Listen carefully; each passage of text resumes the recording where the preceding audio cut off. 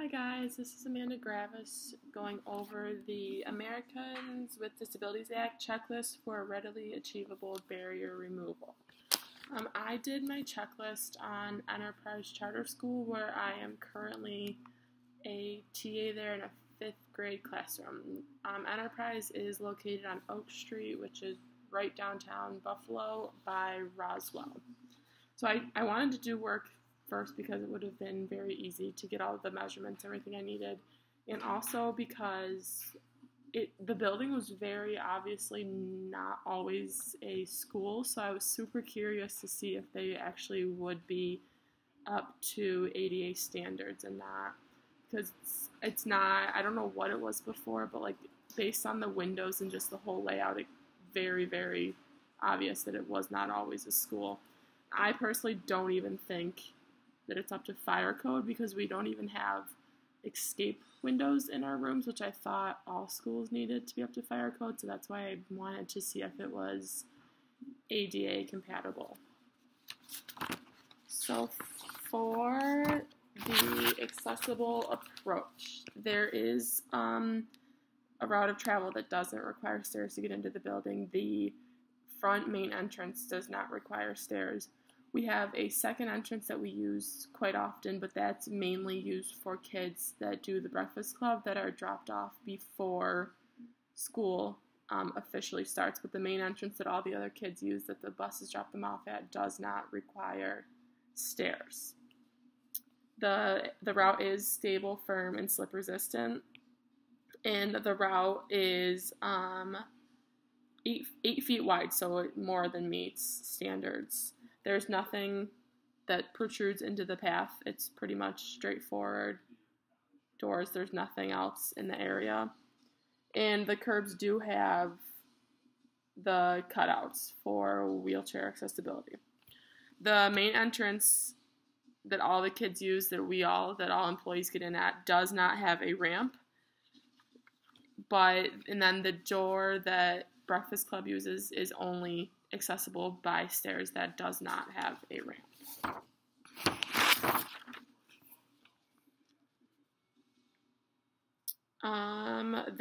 For the parking lot, there is an adequate number of accessible parking spaces. There is only roughly probably 40 spots in our parking lot. The school shares a parking lot, but the spots for Enterprise, there's only roughly 40. And so there is 2 handicap spots that are front row at the main entrance. And the parking spaces are 8 feet wide and with 98 inches of vertical clearance, which is exactly up to standard.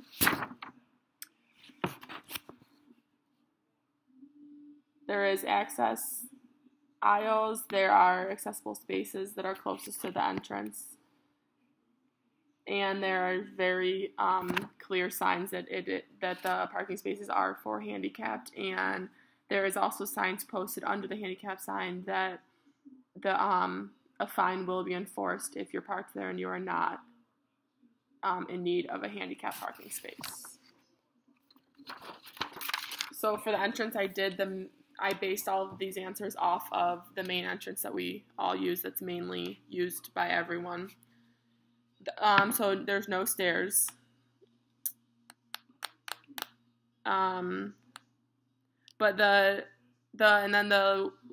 other entrance for Breakfast Club does have a sign pointing to the main entrance so that you know where accessible entrances are. The entrance is double doors with a 34-inch opening. And there's not the 18 inches of clear wall space from the poolside door because they're double doors, so they meet in the middle, so then they open up wide, so there is no wall that would interfere with any of that accessibility.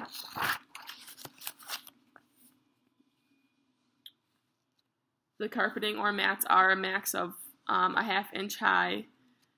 The door handles is 46 inches high, and they are operable with a closed fist.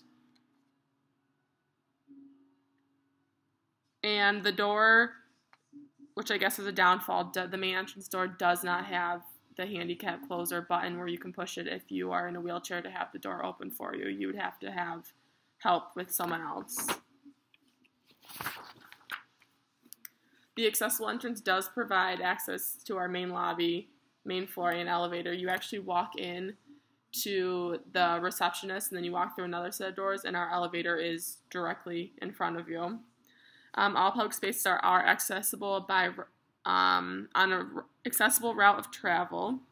That route of travel, our hallways are they seem pretty big to me. They're 98 inches wide, and there is an 8-foot circle that would be usable by a person in a wheelchair to go in reverse.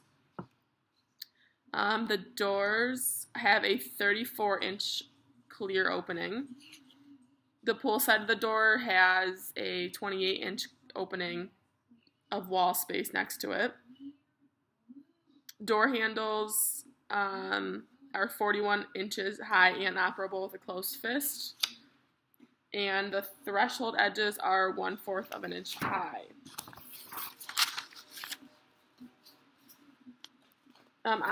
For the rooms, I did the main room that I'm usually always in, one of the 5th grade rooms. There is a 6-foot circle space for a wheelchair to turn. The aisles and pathways are 6 feet wide, and there's not really any obstacles in the way of the main entrance, and then the carpet is tightly secured on all edges. Our emergency system does have lights and sound. Our signs do designate permanent rooms and spaces. The signs are 60 inches high. They're mounted to the wall that's adjacent to the door. And the raised characters are 5/8 of an inch high. Pictograms are not used, but Braille is used on our signs in the building.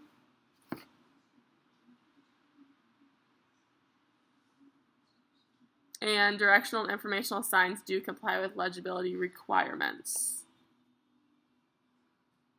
So we don't really have, controls. There's just mainly light switches. In all the rooms, the light switch from the floor to the light switch is 50 inches. They are operable with a closed fist. Fixed seating is 48 inches wide. There is wheelchair potential seating throughout. I measured, we don't really have we have a few desks in our room. We mainly have tables. Those are 30 inches high. There is knee space for wheelchairs if possible. It's 21 inches deep, 28 inches high, and the width could honestly vary because it's a circle table, so you're not cut off by the end of a table. It's a circle, so widths can vary.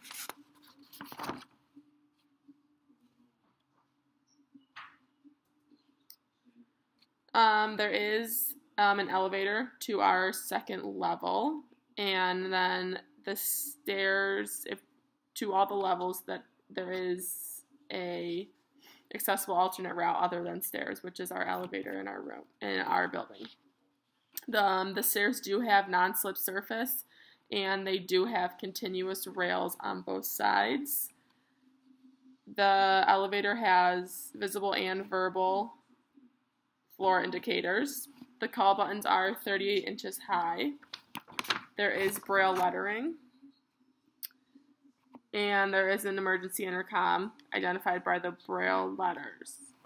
So for our restrooms, they are available to the public. 1 male, 1 female. There's about 3 to 4 on each level, on each floor of our building. They are all accessible, so no need for a sign saying where accessible ones are. There is signage that's identifying the restroom. Pictograms and Braille are used. The doors are up to standards at 34 inches wide. They have accessible handles. You can operate the stall with a closed fist inside and out. The wheelchair accessible stall is 5 feet by 5 feet. It has the grab bars behind and on the side of the toilet, and the toilet is 19 inches high. Our drinking fountains, there is one. We do have drinking fountains with a clear floor space in front of them. It's 65 by 80 inches in front of the drinking fountain. At least one of our fountains has a spout of 36 inches off the ground. Controls are mounted on the side and front of the drinking fountain and they are operable with a closed fist. Our telephones are they're 64 inches, so they're higher than they're supposed to be at 48 inches.